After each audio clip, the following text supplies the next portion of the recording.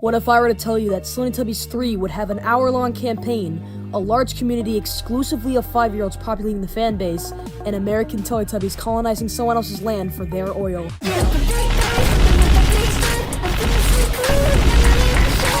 On August 2017, the third game of Teletubbies was released, and I'm gonna be honest guys, it's not great. With Teletubbies 1 having a very interesting parody to Slender Man, and Teletubbies 2 carrying on its legacy, Teletubbies 3 has story mode and gun. A quick disclaimer, the campaign is extremely flawful. Remember how I said in Teletubbies 2 how it was also flawed?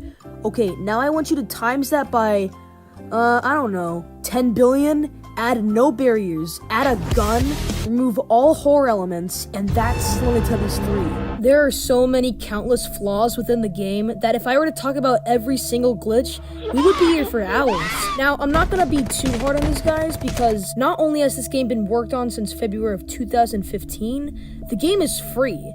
And from what I can tell, there's no ads, so this was strictly a passion project, but that doesn't stop it from being bad. Of course, it's not all bad. The music is pretty good.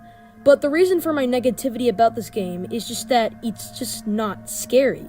Not once was I startled, or was I screaming, or even jump scared in the entire game. Although there were some good moments, but more on that later. Before I even talk about the campaign, I need to say something first. Firstly, since my storage on my computer is all at red, I will be using gameplay made by Stormcast to use as footage. Stormcast is a pretty good channel, and the link will be in the description. And secondly, that's it. On to the story.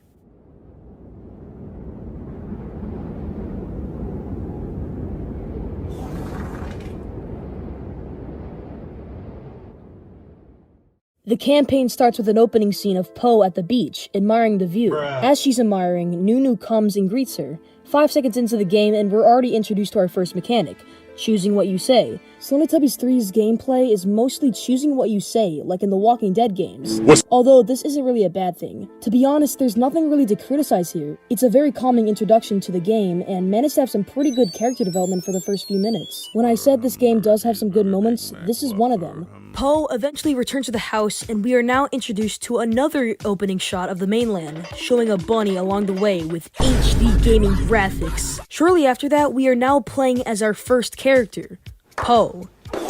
The first moments of the gameplay are you talking to your friends, most notably the 14-year-old depressed TikTok girl that's sad for no reason, Purple Guy, in the SoundCloud rapper. Fun fact, in the 2015 demo, everyone was 2 times more fuzzy and shiny. Thank God they removed that because it didn't really look good. They also added this Kinder Surprise Eggs level music. After you talk to your friends, you are now given your first objective. Cook food for everyone!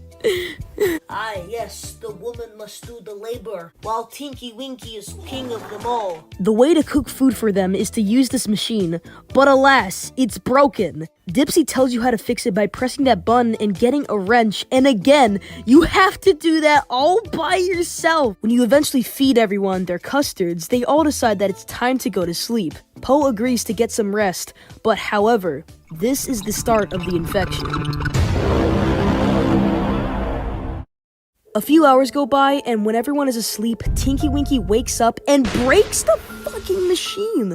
Oh my god, do you know how long the woman had to take to fix that for you? Po wakes up seeing Tinky Winky leave, and this is your first major choice that will affect the gameplay dramatically. Would you take Lala with you, or go by yourself?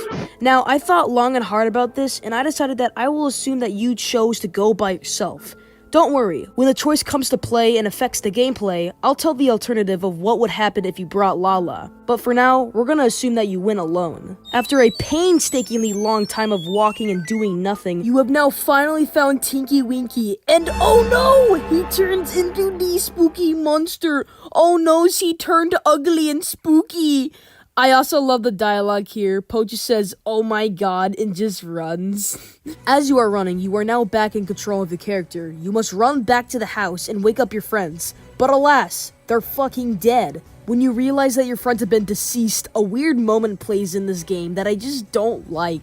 Basically, you have to click arrows to turn the direction that you need to go to. So for a few minutes, the game is just a click the arrow video game. At some point as she's running, Poe just